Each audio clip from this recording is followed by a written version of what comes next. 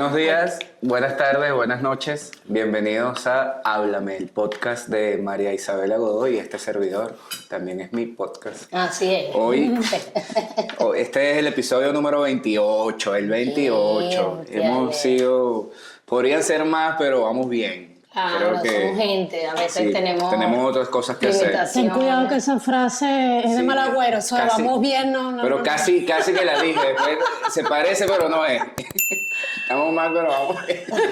No, bueno, este es el episodio número 28 del podcast Háblame y hoy tenemos el placer de estar con María Fernanda Barreto, educadora popular, analista, escritora y además amiga, y dijiste hace unos minutos antes fuera de cámara que aplicas en tu campo de acción el método de investigación y acción participativa, sí, que es tan importante y tan efectivo a mi modo de ver. Así que complacidos de tenerte acá. Y ahora directora de Huele Azufre. Y directora de la plataforma Huele Azufre. De comunicación contra Huele Azufre, qué gran nombre. Qué gran nombre. Está oliendo azufre últimamente por ahí. Y venimos a hablar de eso, venimos a hablar de Palestina. Lo tilda, no sé, tú me dirás si es cierto o qué opinas de esto, del conflicto. Lo enuncian como el conflicto árabe-israelí, pero sí, creo que queda corto ese nombre. No solamente queda corto, sino que queda sesgado. La historia siempre la escriben los vencedores, sí, y también las vencedoras, por cierto, ¿no? En primer lugar, pues muchas gracias por la invitación. A ti. China, no te puedo decir. Sí. Y Gabriel, un gusto pues estar con ustedes y además hoy abordando un tema tan importante, tan doloroso, pero del que no podemos dejar de hablar, porque ahí está lo primero que tenemos que hacer. Es una manera de hacer justicia, ¿verdad? Contar esto desde otro relato. Es una contribución modesta, pero importante. Por supuesto, es lo que nosotros llamamos, de hecho, Huele Azufre, como le dice aquí, es comunicación contrahegemónica para construir la paz. Eso es comunicación contrahegemónica. Mientras hay un discurso hegemónico que nos habla, en el mejor de los casos, de un conflicto árabe-israelí, por otro lado, incluso hay quienes llegan a la barbaridad de decir que es un conflicto interreligioso o interétnico, ¿no? Que piensan que algunos solo lo dicen, otros realmente lo creen, que es un conflicto entre judíos y musulmanes. Claro. O sea, hay mil formas de contar la historia de un modo que la historia sirva para dominar, sirva para legitimar la barbarie, como la que estamos viendo ahora, que es este brutal genocidio, el genocidio más terrible, creo yo, que ha visto la humanidad, porque si bien en cifras hay genocidios que le compiten, incluso el genocidio cometido en nuestra América, el genocidio cometido en África por los esclavistas, los traficantes de esclavos, el genocidio de las mujeres en las hogueras de la Santa Inquisición, etc. Nunca un genocidio había sido tan difundido, tan visto por el mundo. Sí. Y allí es donde creo que radica lo más terrible de esto, y es que el descaro. Y el cómo vamos a hacer nosotros para explicarle a las nuevas generaciones que vimos esto, que sabíamos lo que estaba pasando y no hicimos nada. Por eso vuelvo al principio. Es muy importante que levantemos la voz por Palestina, que a pesar de lo doloroso que es lo que está sucediendo en Palestina, entonces tampoco caigamos en el no ver más noticias de Palestina, no hablar más de Palestina, porque es muy duro, y en realidad es muy duro. Yo a veces comúnmente lloro viendo las imágenes de Palestina. Estoy segura que ustedes también lo hacen, sobre todo quienes somos madres. No sé si tú también tienes hijos, pero es triple dolor, digamos. Entonces, tras ese relato de que es un conflicto, se esconde lo que en realidad es una ocupación generada por la colonización, cometida además con, digamos, que se concreta con el aval de la Organización de las Naciones Unidas, que desde su nacimiento pues se configura como un espacio de las potencias occidentales, a favor de las potencias occidentales, y que está entonces en este momento esa ocupación cometiendo un brutal genocidio que además es absolutamente asimétrico desde hace muchas décadas. María, en este ejercicio de educación popular, háblanos de qué es un genocidio y por qué le damos esta categoría. ¿Es una categoría política? ¿Es una categoría demográfica? Cuéntanos los antecedentes más o menos y por qué entender que no es una guerra, o sea, hubo una guerra en Irak, por ejemplo, ¿verdad? Nosotros hemos sido testigos. También son invasiones. Ajá, son guerras y ha habido invasiones. exacto, guerras, invasiones. Pero es muy importante un poco esta categoría y háblala porque ahí está como una gran anclaje para desmarcarnos, ¿no? Y no repetir, a veces solo por repetir, que nos pasa mucho también. Un poco edúcanos en ese sentido, cómo lo interpretas, cómo reconoces y por qué esta categoría de genocidio. Claro. Bueno, yo no soy abogada, ¿no? Sería interesante que en algún momento le pudiéramos también entrevistar a un abogado, una abogada experta en derecho internacional, pero el derecho internacional establece que hay un genocidio cuando se busca la exterminación de un grupo de personas en razón de su religión, su raza, que bueno, yo no comparto el concepto de raza, o su cultura, o incluso por razones políticas. Territoriales. Políticas, Filiaciones territoriales. políticas, filiaciones. Pero cuando tú tratas de exterminar, o de hecho exterminas, a un grupo como por lo una planteó razón Hitler definida. con los judíos. Claro, en algún momento lo planteó Hitler con los judíos, aunque también hay que decir que en ese holocausto que tanto los judíos nombran, también hubo muchas víctimas que no eran judías, Correcto. que eran revolucionarios, por ejemplo, que habían llegado de la España, de la República Española, ¿ya? Que había homosexuales, que había comunistas, socialistas, que había gitanos y gitanas, ¿ya? Pero bueno, se habla, así lo establece el derecho internacional, que cuando hay un exterminio contra un grupo por una razón, que por una razón específica quiere exterminársele, se habla entonces de genocidio. Sin embargo, Por hay eso otros autores, niños muertos. claro, sin embargo, hay otros autores que dicen que el genocidio no se comete en un momento, sino que hablan de procesos genocidas, ¿ya? Y yo me pliego un poco más a esa definición de un proceso genocida, porque lo que está sucediendo en Palestina, en este momento lo visualizamos como un genocidio de 6 meses, pero en realidad es un proceso genocida de muy larga data que trae tras de sí una conspiración capitalista para ocupar este territorio de lo que tradicionalmente llamamos Medio Oriente, pero que en Medio Oriente quienes enarbolan las banderas de la descolonización prefieren llamar Asia Occidental, porque también cuando decimos que la historia la cuentan los vencedores, la impusieron el Medio Oriente. La geografía también la impusieron. Claro, porque Occidental. el lejano oriente es después de Es China. visto desde Inglaterra, digamos. Cuando Claro, hablan de Inglaterra, es una entonces visión dice, desde ahí. Estos están en la mitad al lejano oriente. Este es el Medio Oriente, este pedacito de vaina aquí. exacto, entre entonces Asia y decimos Europa. Asia Occidental y hablamos de la península occidental de Asia que llaman algunos O Europa. sea, este genocidio empezó en el 48. Claro, en el 47 es cuando las Naciones Unidas reconoce 47. O permite la creación de ese Estado judío, y lo permite porque pues, ese territorio estaba en manos de Inglaterra justamente después de que se destruye el Imperio Otomano al fin de la Primera Guerra Mundial. Inglaterra, que es donde que era la potencia europea, y recordemos que fue en Europa donde nació el sionismo a finales del siglo XIX, se presta para legitimar la creación de un Estado judío que cuando lo vemos así nos da la primera sospecha.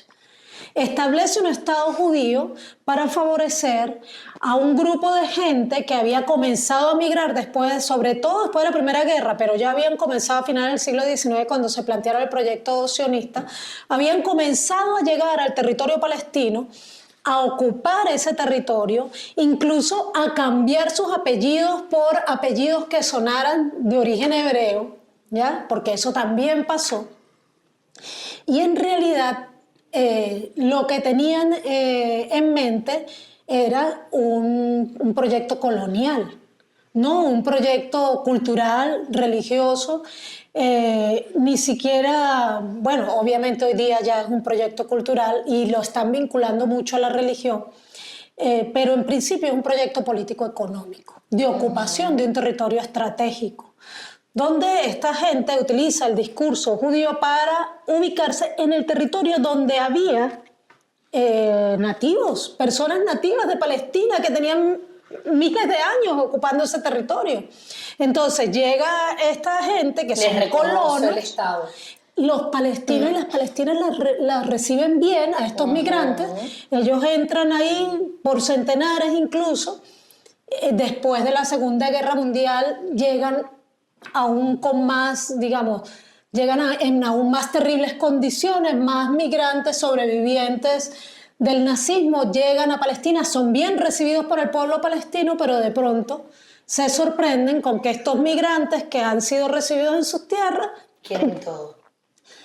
quieren formar su propio estado. Quieren sacar o sea, el real caballo de Troya. Exactamente, son caballos de Troya que han llegado ahí y dicen, bueno, ya que somos, no sé realmente cuántos habría para el momento, pero ya que somos tantos, aquí en la casa de la China, que sobran entonces como, claro, Y que esté el pueblo de Dios. entonces y vamos que a paz. tal. Y llega la ONU sin consultar con el pueblo palestino, sin consultar con los habitantes de esa tierra, y le reconoce el 56% del territorio.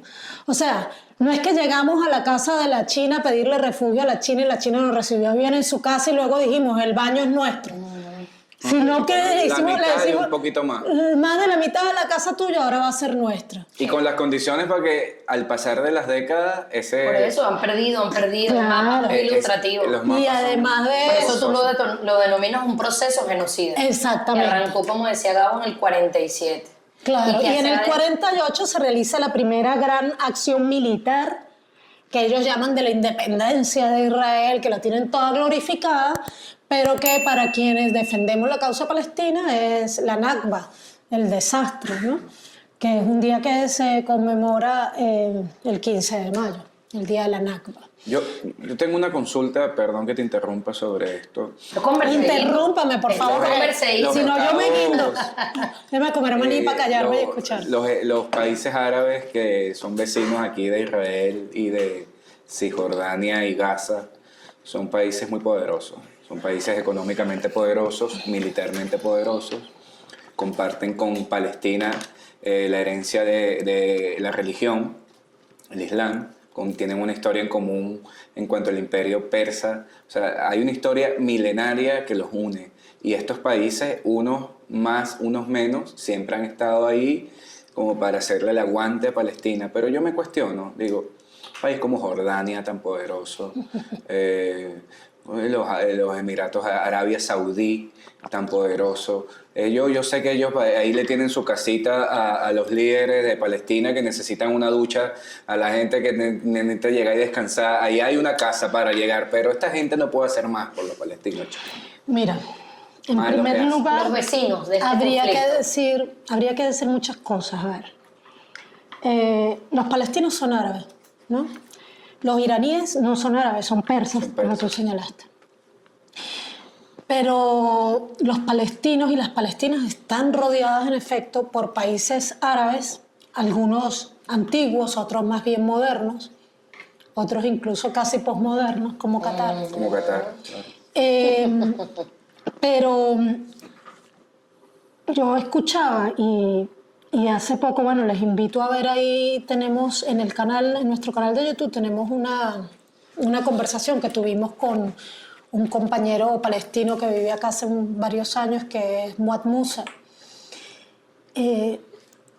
Una de las escenas más dolorosas, de las muchas escenas dolorosas que hemos visto sobre Palestina, fue un niño palestino recién comenzando este último ataque horroroso, que gritaba llorando, ¿dónde están los árabes?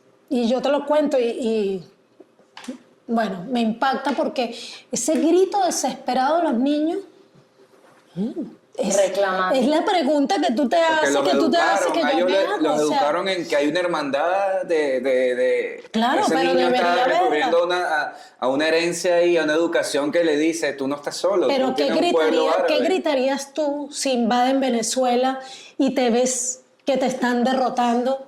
Tú dices, pero ¿dónde están los latinoamericanos y las Claro, latinoamericanas? O sea, es lo que tú esperas, ¿verdad? Pues confías en eso, en que no vas a estar solo. Y más aún si eres un niño y creces defendiendo tu idioma, tu cultura, tus raíces. Tristemente, la respuesta que me dio Musa fue muy definitiva y lapidaria. Me dijo, están en el bolsillo de los Estados Unidos. Y grosso modo esa es la realidad con los países árabes. Obviamente, ¿Quién se la juega? ¿Quién sí se la juega con los palestinos? es que allí entonces voy a lo que nosotros nunca debemos olvidar. Y es el conflicto de clases, ¿no? El pueblo humilde de los países árabes está masivamente con Palestina.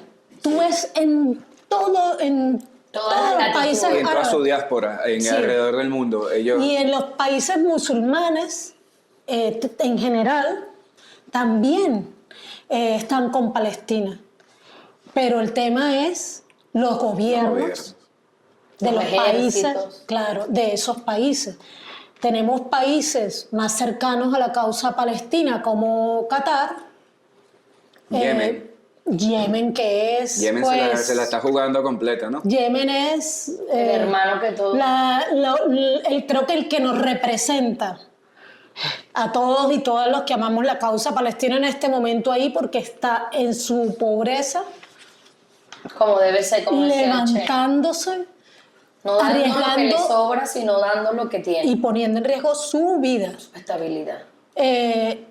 Y habría que decir, por supuesto, Irán, que Sí, no es árabe, claro. pero lo incluimos ahí Claro. por ser musulmán. Siria, que tiene años también lidiando una invasión terrible. Una escalada de guerra muy fuerte. Horrible, horrible, que le ha terminado robando gran parte de su territorio, no solamente la OTAN, sino también Israel. Y habría que decir ahí también con el apoyo de los que alguna vez consideramos revolucionarios, que era el pueblo kurdo y que ahora la mayoría de ellos están desplegados con los Estados Unidos o Israel. Entonces la situación en Asia Occidental es compleja. Y hablando precisamente de Jordania, por ejemplo, ahí vimos cómo cuando el ataque de Irán a Israel, pues Jordania reaccionó militarmente para proteger a Israel. Sí. Yo creo, Tumbaron los drones que pasaban por sus espacios aéreos. sin embargo, Jordania está habitada no mayoritariamente por árabes solidarios con Palestina, sino por palestinos y palestinas. Claro. Sí, Entonces, ellos han recibido mucho. están ahí en Porque candela. es frontera con Están ahí. Cisjordania. Claro, y han nacido ahí, pero eso Claro. no hace que dejen de ser palestinos. Claro. Entonces yo creo que uno de los primeros países árabes que puede pagar las consecuencias de no defender más frontalmente a Palestina, aun cuando de palabra el rey de Jordania ha tratado Yo lo vi. de manifestarse a favor de Palestina por esa situación, pero su corona yo creo que corre mucho riesgo, corre mucho peligro, porque un levantamiento popular puede darse en Jordania a raíz de la posición del rey de Jordania, que había sido timorata, como muchos otros gobiernos árabes, Pero que ya sentó posición. Los pero tipos- que ahí quedó muy Como en que evidencia. Alcanzaron cierta estabilidad en las últimas décadas, social, económica, por lo menos en el caso de Jordania, ¿no? Claro, todo- Empieza a ser un país que el occidente empieza a mirar con agrado Sí, con y la ya los reina, europeos le dicen, no, Dinamarca. tú puedes viajar para Jordania de turista, ya no es tan grave. Por eso es que Entonces, se los ellos han ido metiendo en el ¿no? bolsillo, sin Se embargo. enquistan ahí, ¿no? Sí, sin embargo, fíjate, si esto hubiera ocurrido hace 10 años, probablemente los países árabes hubieran cerrado más filas a favor de Sí, Israel.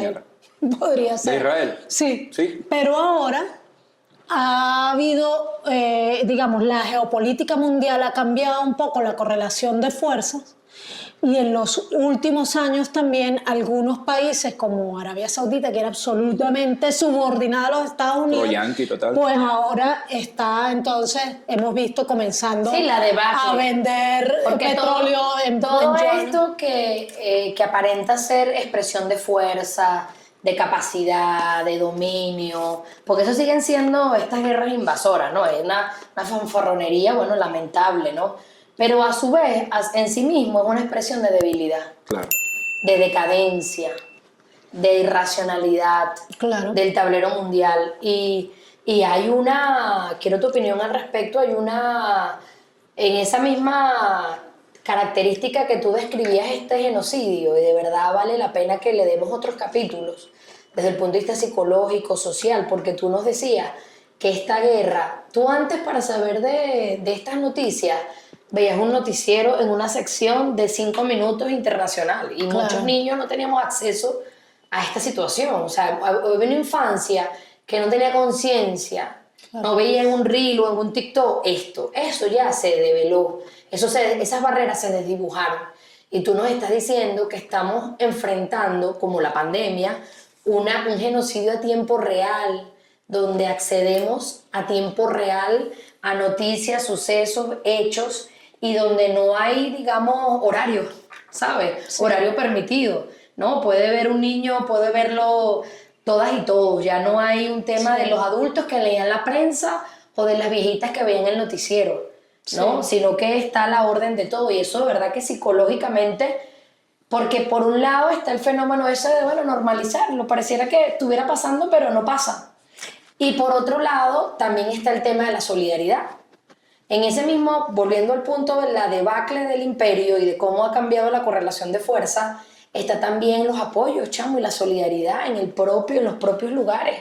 Sí. O sea, es un genocidio que pudiéramos decir se está dando con una opinión pública en contra. Claro, fíjate, tocaste muchos temas ahí y me gustaría como retroceder poquito en cada uno. Primero, yo decía que es un gran reto para esta generación y para las generaciones anteriores, pues como yo, por ejemplo, porque cuando nosotros, quienes estamos en esta mesa, nacimos, escuchamos siempre decir que el genocidio que cometieron los nazis sucedió a espaldas de la comunidad internacional.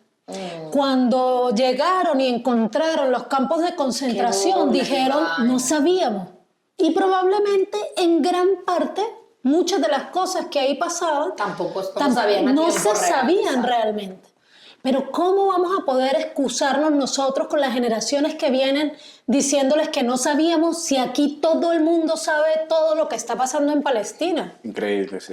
O sea, Increíble que no paren el mundo, que no se diga, Exacto. mira, ya va, no, ya va. Exacto. No para, se tiene que parar, esta mierda no puede ser así. Claro, y yo lo exacto. pienso siempre, es como, Ya. qué descaro la ONU, qué descaro el veto de los gringos para que Palestina no formara parte del Consejo de si tú Seguridad. le en estos preguntas días. a alguien de mi generación que vamos a ver un niño de un mes de nacido mutilado por una bomba y no va a haber un escándalo mundial, yo no te lo hubiera creído en los años 80. Hubiesen armado un peo, ¿no? Yo hubiera dicho, no, eso es imposible. O sea, que alguien lance una bomba y caiga en un hospital y mueran, a pesar de que habíamos visto Vietnam, a pesar de que habíamos visto, pero creíamos, teníamos un espejismo de un sistema internacional que supuestamente dizque funcionaba, de un derecho internacional al que supuestamente los estados le tenían temor y lo respetaban. Pero aquí se ha sepultado todo. Eso es lo que ellos están tratando de normalizar. O sea, si seguimos aceptando que en Palestina caigan bombas directamente sobre los hospitales, que entren al hospital con fusiles y asesinen a los médicos, que digan los líderes de ese país, sí estamos matando a los palestinos y no nos vamos a detener hasta que los matemos a todos. Y lo aceptamos. ¿Por qué vamos a creer que luego cuando los gringos vengan e invadan a Venezuela, aquí sí van a respetar los derechos humanos? Si están Y los violando pactos y los acuerdos. niñas y mujeres. Entonces, ¿por qué vamos a creer si estamos permitiendo que hagan lo que les da la gana allá? O sea, es todo lo que nos han venido, para lo que nos han venido preparando, que yo creo que desde hace un tiempo atrás, quienes nos apasiona el tema de la comunicación, venimos viendo cómo se han normalizado las masacres Sí, chamo. en los niños, por ejemplo. Yo me acuerdo, mi hijo que tiene 33 años, hace 20 años, andaba atrapado en un juego que ya no recuerdo cómo se llama, tal vez tú te acuerdas, pero lo cierto es que un día yo llegué y voy a ver qué está jugando y cuando veo el titular que dice masacre fallida. Creo que era Counter-Strike. Claro, seguro. No. La tarea de mi hijo como jugador era cometer una masacre. Y No te masacre. cuento del Fortnite de Call of Duty, ¿oíste? Claro. Sí, mira, la cultura popular, digamos, global. La industria del La entretenimiento. industria cultural, Puesta al la gran servicio industria de- cultural te puesta al servicio de la masacre. Claro, cuando yo era pequeña, el primer libro de sociología que me leí, aunque habría que decir que a mí me dicen Mafi porque era fanática de Mafalda, que eso también es literatura ¿Viste política. la exposición? ¿Fuiste? ¿No fuiste a La Guaira? No Ah, fui. este El año año vuelvo pasado. otra vez. Ah, bueno, Tienes buenísimo, que- me ah. avisa. Me avisa, por Sí, favor, sí, háganle para estar pendiente. El primer libro que me leí se llamaba Para leer el Pato Donald, un libro de un chileno llamado Matelar que explicaba cómo a través de las caricaturas de Disney nos habían naturalizado la guerra, la invasión pues en Corea, luego Vietnam, cómo el Pato Donald y Disney en general estaban al servicio de la guerra. Más sin embargo, tú no llegabas a ver que se legitimaran masacres, violaciones de derechos humanos, aunque sí había de racismo, de xenofobia, falsedad de... Sí, va escalando, va escalando. Exacto. Sí, la industria Todo mostraba, escala- Warner, Disney mostraban mucho racismo. Eran los vietnamitas los villanitos en un momento de Hollywood. Y los indígenas y los en un africanos, los momento de Hollywood, ignorantes. los villanos eran los rusos o los Claro. chinos. Todavía. Esa Son ladilla. es la industria. Entonces, al bueno, servicio de eso. esa industria del entretenimiento está naturalizando eso. El derecho Que además, internacional... perdóname, un paréntesis, gobiernan los judíos.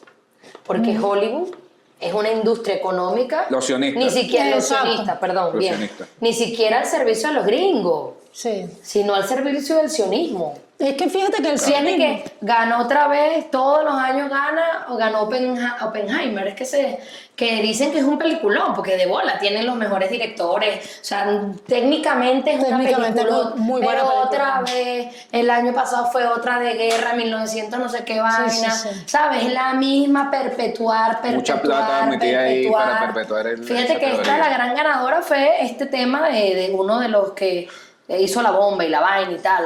Entonces es su historia, es otra, todavía ya estamos ladilladas de escuchar Sí. el cuento porque la contaron tantas veces, en 40 minutos han hecho una historia.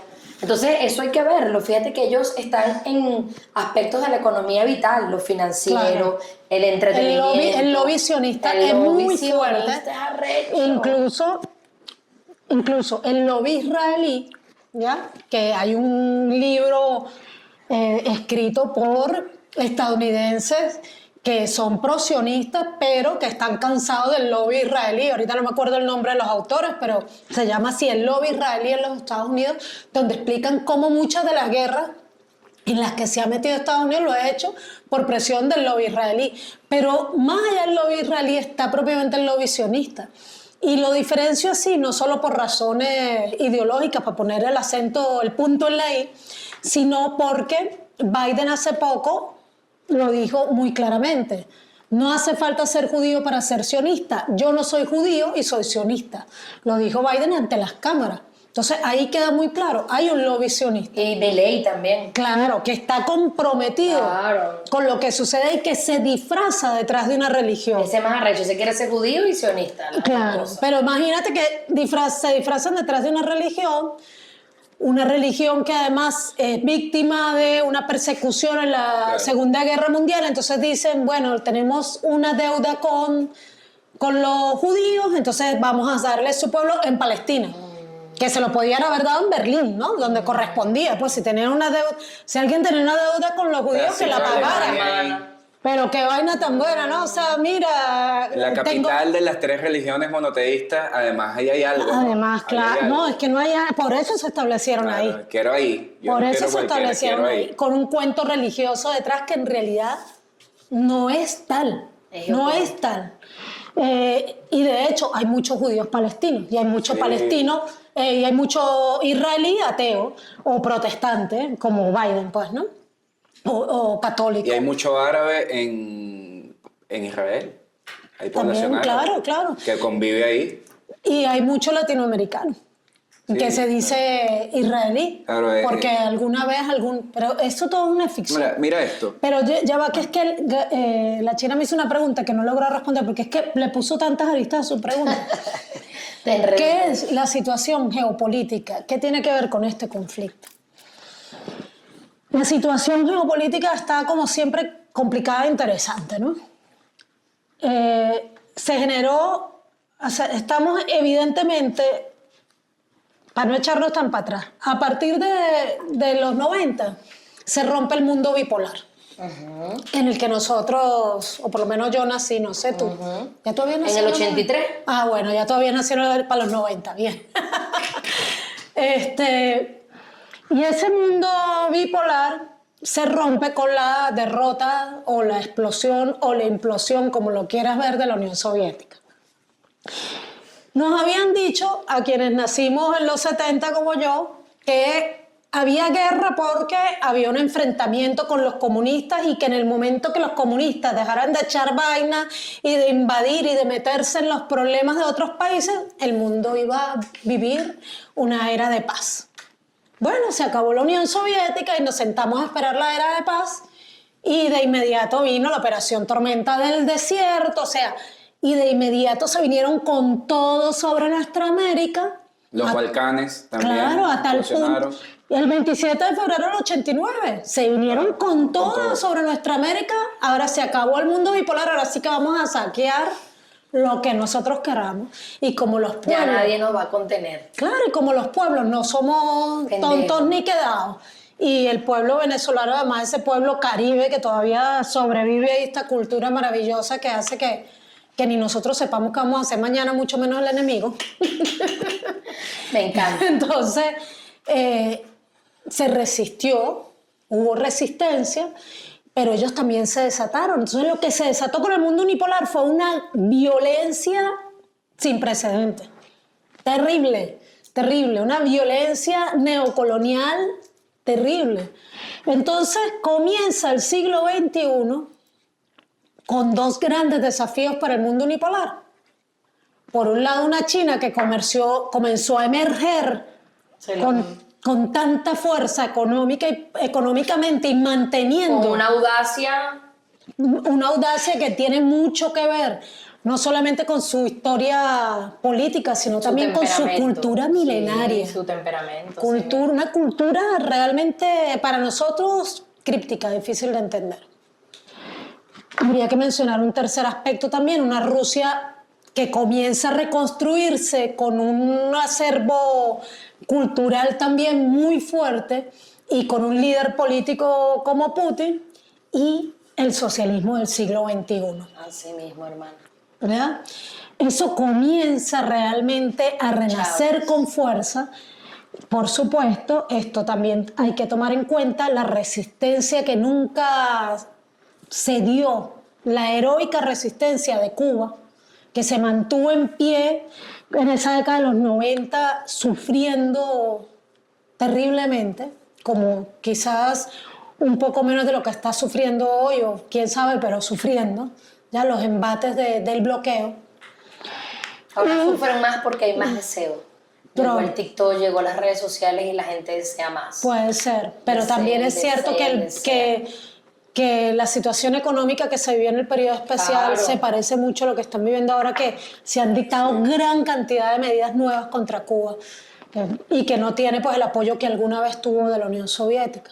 En y además esa de eso, radiografía, India y Pakistán también creo que merecen un lugarcito como potencia, como economías emergentes que trastocan un poco. Pero lo que pasa es que geopolíticamente muy subordinadas todavía a las potencias occidentales. Yo mencionaría más bien ahí también que al final de la década de los 70 también surge la revolución islámica en Irán y eso les causa también un desajuste, porque hay que decir que cuando se crea este Estado sionista en el 47 se hace con el apoyo de los países árabes y de todos los países básicamente fuertes de alrededor de esa región. Entonces esa correlación de fuerzas cambia. Y cuando esa correlación de fuerzas cambia, llegamos al punto en el que estamos hoy, donde ya irremediablemente China es la primera potencia en términos económicos y Rusia es la primera potencia en términos políticos. Muy político. Pero en términos militares tiene grandes desafíos con Irán, con Rusia y también hay que decir con China. Sigue siendo el ejército más grande del mundo, Estados Unidos, pero tiene ahí grandes desafíos y tiene una América que pensaba que ya había logrado subordinar con el asesinato de Chávez, que ya lo iba a resubordinar, no lo logró. Se lanza entonces una guerra. ¿Viste qué grandes somos, hermano? Sí, definitiva. No, eso es verdad. Pero solo así se puede dimensionar nuestra grandeza histórica. Claro. Y las páginas que estamos escribiendo con todos nuestros cochochos. Claro, toda esa resistencia Claro, es porque heroica. resistir es una gran victoria. Por eso yo, eso sí, humildemente siempre digo que tenemos que tener a Cuba en la conciencia. Siempre. No hemos resistido en soledad. Así mismo. Y bueno, y la resistencia de los pueblos de nuestra América. En soledad resistido Palestina y Haití. y Haití. Eso es otro tema. Eso es otro pero tema, es Quiero verdad. traerlos aquí a la mesa. Bueno, entonces, en estas circunstancias, el general Padrino López, oye, se nos va a ir el tiempo, pero el general Padrino López publicó un libro maravilloso que yo les recomiendo, dos, Buenísimo. La escalada de Tucídides y luego la geopolítica multipolar. Repítalo, por favor, para que la gente, por favor, lo busque. La escalada de Tucídides, que están los dos libres en internet y tienen menos de 100 páginas, y geopolítica multipolar. En ambos textos él plantea, sobre todo la de Tucídides, lo que era la tesis de la tercera potencia. Cuando hay un juego trancado entre dos potencias, la tercera potencia es definitiva, ¿no? Entonces, Rusia es aquí la tercera potencia, tiene un papel muy importante que dijo los Estados Unidos, vamos a atacar a Rusia. Vamos a empezar por ahí. Se lanzaron su agresión de la OTAN contra Rusia y salieron militarmente derrotados, aunque ganaron mucho económica y políticamente.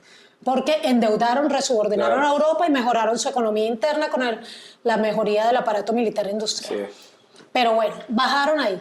Dijeron, listo, ya militarmente ahí no hay nada más que hacer, hicimos lo que pudimos, militarmente... Desgastamos una gente ahí Evaluemos y atrás. reordenemos. Pero ya resubordinamos a Europa. Lo que iba a ser una Alemania que estaba emergiendo, uniéndose con Rusia, ahora es una Y Alemania con China. desindustrializada. Bueno, y vámonos a donde queremos ir, a la región del Indo-Pacífico. Netanyahu dijo, ¿cómo es la cosa? Que se van a ir de allá para allá y me van a dejar a mí aquí solito. No, señor, se paran aquí. Se paran aquí. Este es el momento. Terminaron ¿Qué por allá. país del Indo-Pacífico tú te refieres? No, porque ellos van por China, pero se quieren posicionar Taiwán. en toda la región del Indo-Pacífico. Están tomando posiciones no solamente en Taiwán, en las islas del Pacífico están también estableciendo nuevas bases militares. Sí, yo vi eso. Pero esa región del Indo-Pacífico, entonces, ¿qué dijeron los gringos? Vamos a tomar una solución intermedia.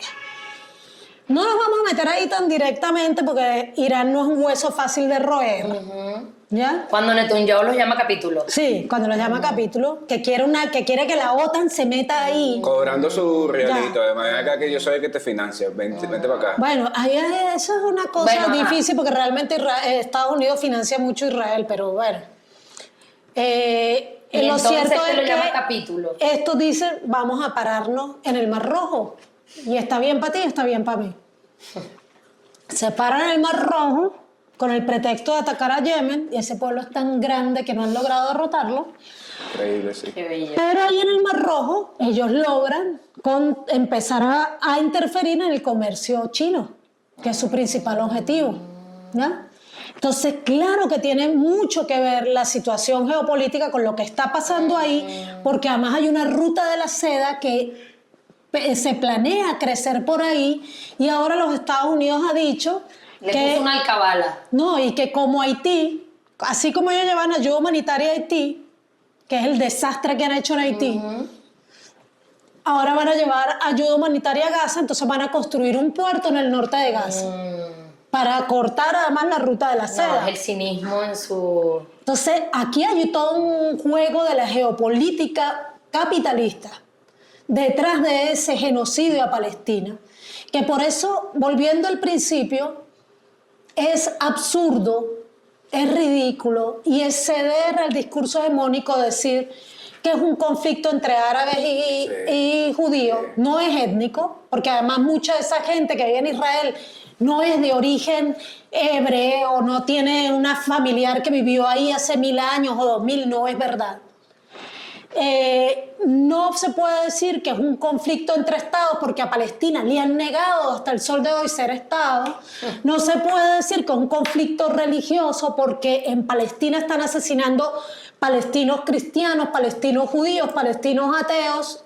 No se puede decir que es un conflicto solo regional porque lo que está en juego ahí es geopolítica capitalista. Y ese juego de la geopolítica capitalista nos ha costado hasta hoy que estamos grabando aproximadamente 35.000 muertes, más del 70% niños, niñas, bebés y mujeres. Muchas de esas mujeres embarazadas, muchos de esos niños y niñas menores de 1 año, sin contar la gran cantidad de niños y niñas mutiladas y la gran cantidad que... A la última cifra que yo supe iba por más de 10.000 niños y niñas que se quedaron sin padre y madre. Entonces estamos hablando de una tragedia, de una tragedia. Levantar la voz por Palestina es el deber de todos y todas. No normalizar la barbarie es el deber de todos y todas. Tenemos que seguir enfrentando, levantando la voz contra este genocidio por muchas razones. Porque en este momento Palestina es la bandera de la dignidad humana. Y porque si no levantamos el ojo por Palestina, mañana podemos ser nosotros y nosotras quienes seamos víctimas de brutales genocidios. Ya hemos sido víctimas de genocidio. Este continente fue testigo de un inmenso genocidio. Hay procesos genocidas como el que hay en Colombia, que está aquí al lado. Que por cierto, el presidente Petro rompió relaciones con el Estado de Israel. Creo que es la acción más revolucionaria que ha hecho el gobierno de Gustavo Petro, que es un gobierno progresista con sus luces y sus sombras, además de reconstruir las relaciones con Venezuela. Recordar que Venezuela desde hace 15 años rompió relaciones con ese Estado genocida por genocida y las ha mantenido rotas, porque mucha gente celebra que Colombia rompió relaciones, pero no recuerda que Venezuela y Cuba también rompieron relaciones con Israel hace muchos años atrás. Desde Plomo Fundido, la operación del 2008-2009. Exactamente, desde Plomo Fundido, y con todo el argumento, no solamente del genocidio, sino que Chávez dijo que era increíble el silencio cómplice del mundo. Chávez lo ejemplificó muy bien, eso que tú vienes diciendo, de qué descaro lo que están haciendo y ante nuestros ojos y nuestra inactividad. Yo te quiero decir algo sobre eso, porque el número es espantoso, 35.000, ¿no? Personas que murieron en manos del ejército de Israel, niños en su gran mayoría. Porque el número, cuando lo pones en perspectiva, es aún más grave, sabiendo que en Gaza viven aproximadamente 600.000 personas, ¿no? Un poco más. Sí. Y que en Cisjordania viven un poco más de 300.000, que son los dos territorios asignados a los palestinos. Viven ahí, no son un país, pero viven ahí, ¿no? Entonces estamos hablando de 900.000 personas. 35.000 personas es como el 5% más o menos de esa gente. Viendo este número abismal de un genocidio, ¿no? Esto es un genocidio en curso, este número. Y viendo estos mapas que ejemplifican muy bien cómo la ocupación sionista, la ocupación israelí ha dejado a los palestinos sin su territorio, yo pienso, y lo pienso muy infelizmente, que 4 escaladas más exterminan a este pueblo. 4 escaladas en 20 años exterminan a este pueblo. Lo dejan sin terreno y lo dejan sin gente. Eso es mira... Lo digo con dolor, pero... Sí, la tendencia, pues. Pero la tendencia es esa, el número, la curva se mueve hacia allá. Si no cambia el mundo. Son 1 millón de palestinos en territorios palestinos. En la diáspora, a lo mejor hay 3 millones más 2 millones más, Eso es lo desconozco el doloroso. número y pido disculpas, pero la tendencia es la tendencia les va saliendo muy bien y, Sí. y vemos, y yo veo en el corto plazo, o sea, creo que seguiré vivo cuando lamentablemente pase eso, si no hay algo, el mundo no vislumbra nada que uno lo haga pensar, esto tiene un parado. Sí. O sea, ¿Fue ese el intento de Irán? ¿Un parado? ¿Qué fue eso de Irán y Palestina?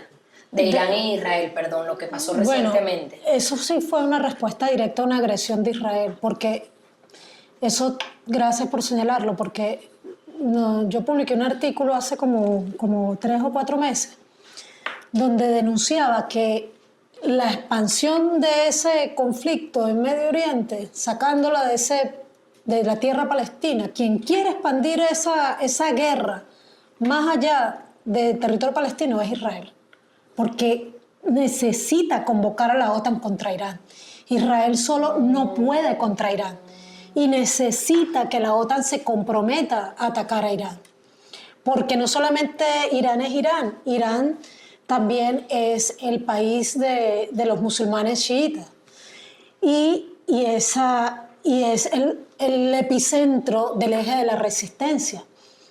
Eje de la resistencia que ahora además tiene buenas relaciones con Hamas, que por cierto No lo hemos mencionado. no lo hemos mencionado, pero que es una fuerza política legítima en el territorio de Gaza, no es un grupo militar subversivo, no, es la fuerza legítima elegida por el pueblo de Gaza.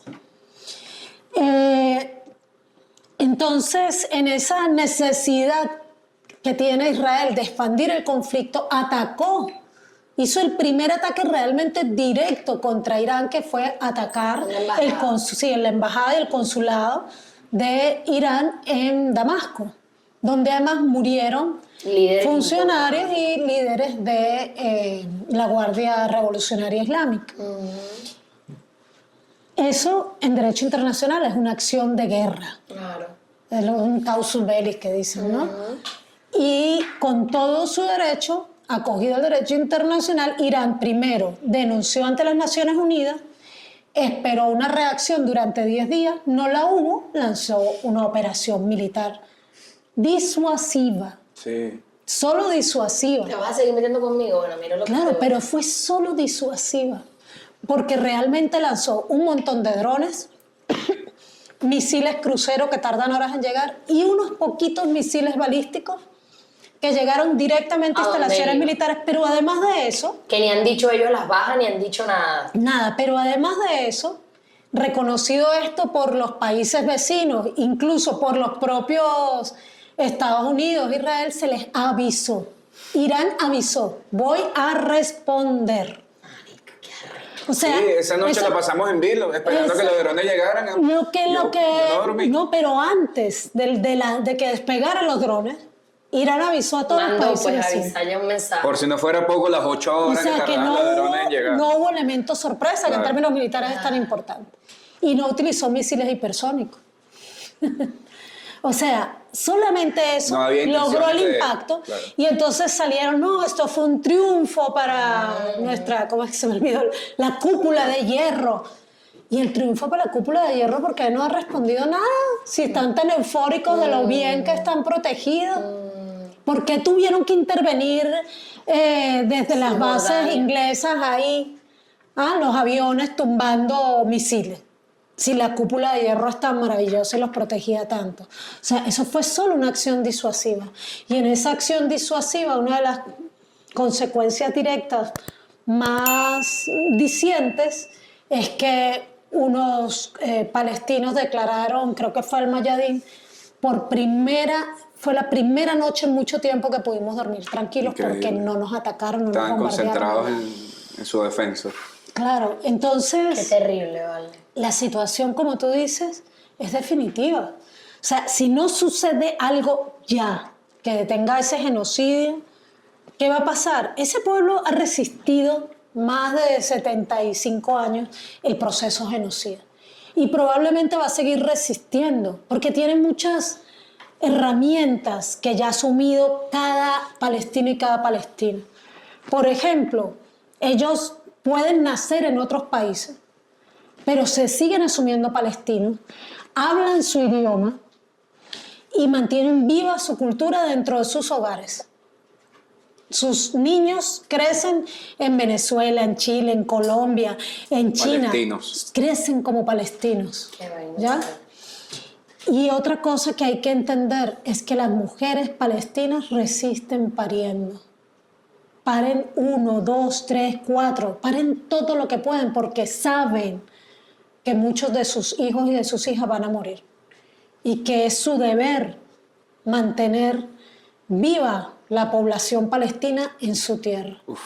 Por eso es que los matan, por eso es que las matan, para que no paran más palestinos. Cualquiera pensaría que en medio de esas condiciones la tasa de natalidad es nula, inexistente Sí, o porque baja. no, paren, Pero bueno, paren. pero es una acción de guerra. Es una parir. acción de De resistencia. resistencia de guerra. Es Parir. parir. ¿Quieres Wow, exterminar mi maternar pueblo? ahí. Pues vamos a parir más palestinos, más palestinas. Mira, negra, yo te escucho, bueno, de verdad agradecerte. Ya estamos llegando a la parte final, quedan algunos minutos, pero para ir cerrando este día, agradecerte porque yo te sigo la pista. Nos encontrábamos hace poco, Gabo, en el encuentro de la Agenda Alternativa Social, que fue un encuentro internacional, y ahí la agarré y le dije, mira, vamos a hablar de Palestina, sí, cuando quieras. Y de verdad tienes un poder un poder maravilloso para comunicar, que integra como el conocimiento académico y sobre todo la sensibilidad. Ahorita casi lloro con esta parte que... Y yo también. Sí, porque lo vives pues y lo sientes. No se trata de sus análisis sin militancia, ¿no? Investigación, acción, participativa. Investigación y acción participativa. Y es un análisis desde la militancia, Claro. desde ponerte en el pellejo del otro, desde la empatía, Claro. y desde saber que somos pueblos que corremos un destino. Yo te escuchaba y además de aprender mucho, de llenar muchos vacíos, ¿ves? Es un gran deber porque el chavismo, que tiene una responsabilidad, el bolivarianismo en la geopolítica mundial, sin duda, tiene muchos vacíos en este sentido. No todos los líderes sociales, no toda la estructura politizada del país que apuesta a defendernos conoce a detalle, y es una gran oportunidad en el sentido de que en la medida que uno entiende más, se compromete, es como una reacción natural. Claro. Y esto es una gran razón, esta explicación que tú nos has dado, que nos ha permitido profundizar y que lo van a ver cientos de compañeras y compañeros para votar este 28. O sea, no hay razones, Gabo, solo no nos insisten. Yo sufro mucho esta idea de donde nos han metido de que el campo es el de los servicios y de las victorias o derrotas en ese sentido, porque siendo un país bloqueado siempre vamos a estar en desventaja. Fíjate, ahora es el cambio climático. Volvieron apagones importantes en Mérida que acabamos de llegar y cosas que se habían estabilizado vuelven a echar para atrás, ni siquiera por aspectos económicos, digamos, sino, por ejemplo, la sequía en el Guri, la dependencia nuestra, etc. Ahora nos acaban de revocar. Que sabemos que también es económico porque Exacto, es producto del claro, capitalismo. así mismo. Ahorita nos acaban de revocar una sanción que nos habían flexibilizado, no sabemos si va a haber gasolina en los próximos... Entonces, siendo un país bloqueado, es muy difícil meterte en el campo de la gestión eficiente. Claro, medir O sea, a partir ¿qué es de una ahí? gestión Sí. eficiente en este contexto, no? Claro. Porque siempre tenemos dolencia y sin duda estamos recuperándonos y estamos mejorando. Ahorita lo hablábamos en el otro capítulo de que también hemos aprendido mucho en situación de guerra, ¿no? Pero cuando yo te escucho a ti y se me mueven las fibras y veo que ese conflicto y la importancia de mantenernos para ganar tiempo y para que esto no sea... Porque ¿quién tomaría? María Corina. ¿Me entiendes? O sea, ¿quiénes resolverían los conflictos? María Corina, internos, no. Y además, ¿cómo esto sería un epicentro de Israel? Porque María Corina está subordinada. Entonces yo siento que es importante esa ofensiva de educación popular en torno a este tema, porque yo creo que hay muchas revolucionarias y revolucionarios que, confundidos por circunstancias coyunturales o abrumados o desgastados también por lo largo de esta guerra, pueden encontrar muchas razones para pronunciarse, para participar, porque votar el 28 es apoyar a Palestina. Él dice, ¿qué estamos haciendo? ¿Qué va? Bueno, Venezuela sí, porque Venezuela va a ganar este 28, el chavismo va a ganar una esperanza, va a ganar desgastada, sometidas a una guerra, pero esa es una manera de apoyar al pueblo palestino. Dos datos ahí entonces para eso. Primero, que lo hemos denunciado reiteradas veces por distintas vías. Publicamos un artículo en el año 2020 al respecto. En aquella época escribíamos para Misión Verdad, está en la página de Misión Verdad, y hemos venido publicando en todas nuestras redes recientemente otra vez esta denuncia. Y es que en el año 2020, María Corina Machado, personalmente como dirigente de la organización 20 Venezuela, firmó un acuerdo con el partido Likud de Israel.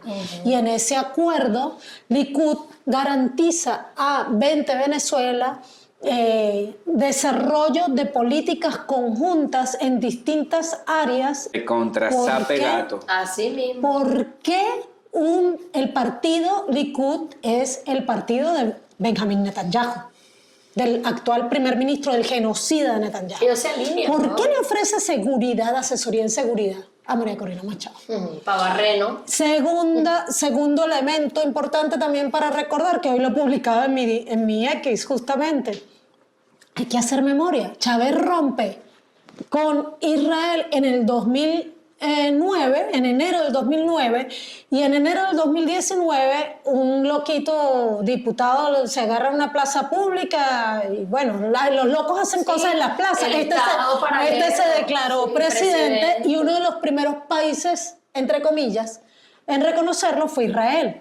Acto seguido, Claro, el supuesto la misma presidente Guaidó, unos meses después, restablece relaciones con Israel y abre una embajada virtual de Venezuela en Israel. Claro. Entonces, Claro. allí, 2019, y tú veías en la prensa los bombos, ay, se acabó la injusticia, esa ruptura de relaciones con Israel, se restituyen las relaciones. Entonces, tenemos una oposición en Venezuela que no es que sea simpatizante de Israel, es que realmente ha sido sustentada por ese ente sionista que es Israel y por su principal herramienta que es el Mossad, y que no solamente ha participado en muchas acciones irregulares contra Venezuela, militares, sino que además es parte de la guerra en la que está sumergida mi otra patria, que es Colombia, y tiene grandes poderes desplegados en la frontera con Venezuela, el Mossad, que incluso ha entrenado a los paramilitares que han desangrado a mis dos pueblos, porque lo mismo han desangrado en Colombia, que luego se han estado viniendo a Venezuela también a invadir Venezuela, que afortunadamente, bueno, han sido repelidos, pero eso es una lucha permanente, tanto de la Fuerza Armada Nacional Bolivariana como de la milicia bolivariana y del pueblo organizado. Impedir la penetración paramilitar, y ahí está Israel. Y ahí está la mano de Israel Y en las ojo con el guarimbas. conflicto de Guyana en este tema. Por supuesto. Claro. Porque ellos pueden reconocer un estado paralelo y le dan Guyana como territorio. Y es un enclave, claro. Exacto, un estado de Sin duda. venezolano, el peor de Taipán. Por cierto que Guyana las cochinas, la vaina, es una receta vieja. Gabo, Guyana también estuvo contemplada por los sionistas como un territorio donde se podían enclavar Y también. quería hacer un descargo aquí rápidamente, algo que no nombramos, cada vez es más público y notorio y masivo el rechazo de la comunidad israelí a este conflicto, a esta guerra. O sea, cada vez más israelíes salen a la calle a No lo sé, manifestarse he visto judíos manifestarse en contra. Los israelíes que he visto en realidad no se están manifestando contra el genocidio, sino contra Netanyahu. Y eso también sería importante de analizar, porque también hay en la política estadounidense, específicamente en el ala más de izquierda del Partido Demócrata, Bernie Sanders, Alexandria Ocasio-Cortez, un intento por romper la soga por lo más delgado. Y es que parece ser que ahora para lavarse las manos todo es culpa de Netanyahu Y está loco. y no del sionismo. Claro. ni de ellos. Ya, entonces Ya. ahí eso es otra cosa, pero eso va para otro programa, porque ahí entonces Que lo vamos hay a que grabar. desmenuzar, y yo Vas. también les recomiendo que entrevisten cuando puedan también al compañero Musa, que vive aquí en Venezuela y que es un palestino militante que Traeremos. también vale la Creo pena que que es importante ustedes traerlo. Gracias por- Te agradezco por traer la voz de la lucha de la causa palestina que nos mueve tanto la fibra y nos pertenece y tenemos las culpas por delante por la inacción del mundo. Hay que tener muy presente eso siempre. Eso Es sí, muy pero la importante. valentía de los pueblos que luchan. Pero Sí. Palestina es nuestra causa. Es nuestra causa. Así que así hoy todos somos palestinos y todas somos palestinas. Gracias por venir, estás invitada, esta es tu casa, este es tu podcast. Así Un que, abrazo y gracias. bueno, esperen, suscríbanse, compartan, denle like y bueno, esperen más sobre estos temas en el futuro, en este podcast. Háblame. Listo.